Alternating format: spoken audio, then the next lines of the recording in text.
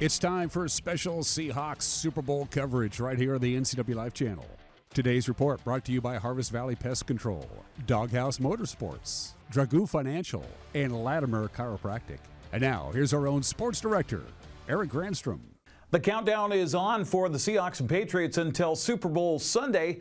The New England quarterback, Jake May, has had an MVP type of season. He can make plays both with his arm and with his feet. Coach Mike Macdonald says Seattle's defensive front needs to be disciplined. You have to play great football. They're a really good offense. They're really complimentary.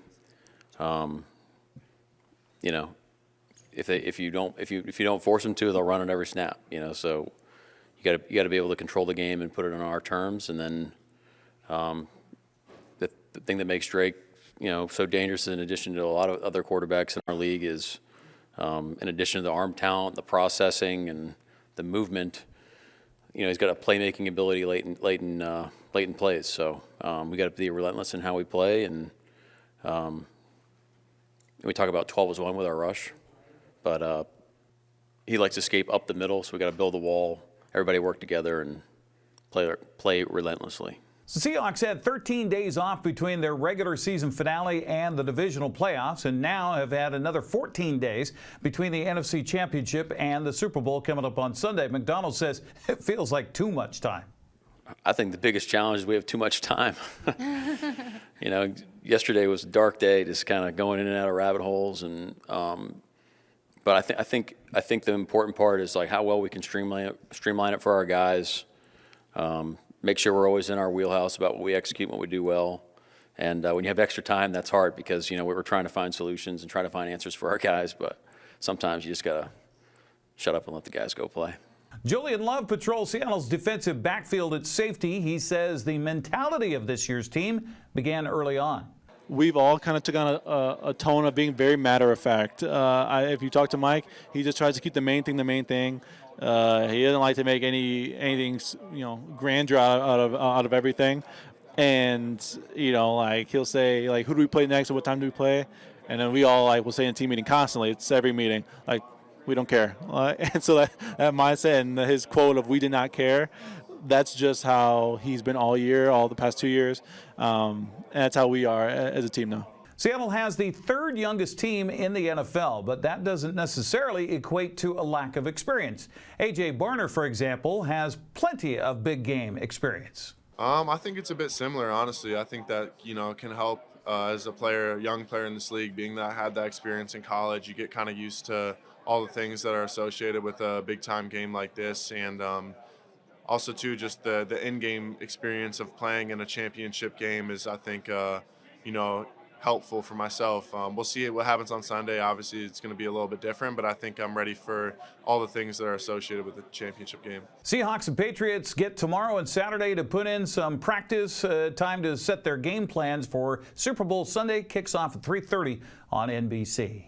The Seattle Kraken finished a 3-game road trip with a 4-2 win over the Kings in L.A. last night. Los Angeles got out to the early lead, but Seattle fought back to post their second win in the 3-game road trip. Down the wall against Chandler Stevenson. Kuzmenko behind the goal. Off the boards for Clark. He'll catch it, hand it back to him. Andrei Kuzmenko kept to the outside. He'll walk to the faceoff dot and shoot. He scores. A delay from Andrei Kuzmenko.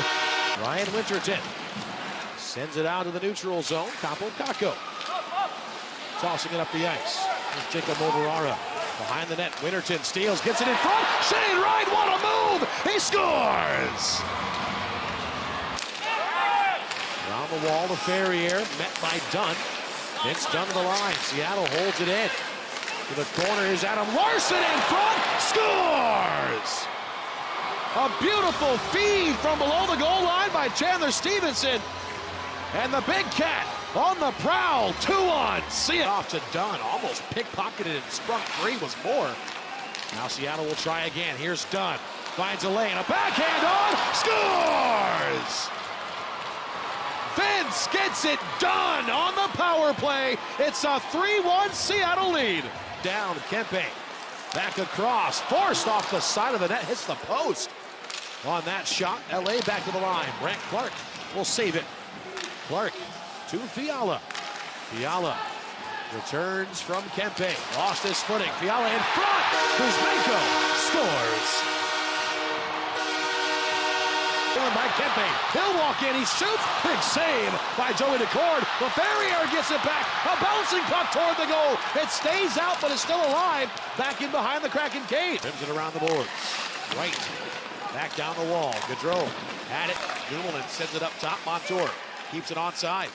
Capo Caco off to Gaudreau. Centering feet in front. Scores! Shane Wright's got two. And the Seattle Kraken go back up by 2. It's 4-2 with 14:08 to play in the third. Back to the line. Doughty into the high slot. Turns away and shoots. Knocked down. Freddie Gaudreau takes it away. LaFerriere. His shot sails wide. And there's the horn. The Kraken. Seattle and the rest of the NHL will take a 3-week break during the Winter Olympics. Seattle's next game following the Olympics will be February 25th at Dallas. Well, for the first time in nearly 12 years, Portland beat Gonzaga in men's college basketball. The Pilots used a strong inside presence and shot nearly 60% from the field in an 87-80 win. The loss was the first for the Bulldogs in West Coast Conference play. Other men's play last night, Iowa beat Washington 84-74, while Oregon State topped Washington State by 10 points. Well, coming up tonight, Eastern Washington plays on the road at Montana. That'll be at 6 on ESPN+.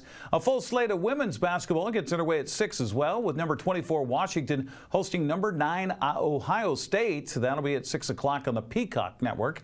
Eastern hosts Montana, while Washington State visits San Diego. Gonzaga welcomes Oregon State.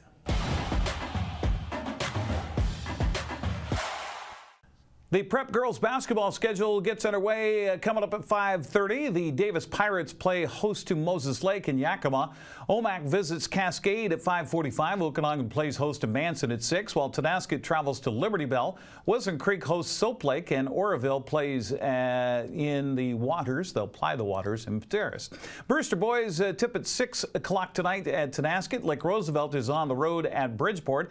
Davis hosts Moses Lake at 7. Omak visits Cascade at 7:15. Soap Lake plays at Wilson Creek at 7:30. Also, just a quick note, girls bowling state tournament today was the last day for the 4A tournament. Looked like the Eastmont girls were right on the cusp of either winning the championship or finishing in second place. We'll have more on that coming up tomorrow. That's a look at sports news. I'm Eric Granstrom. Have a happy Thursday.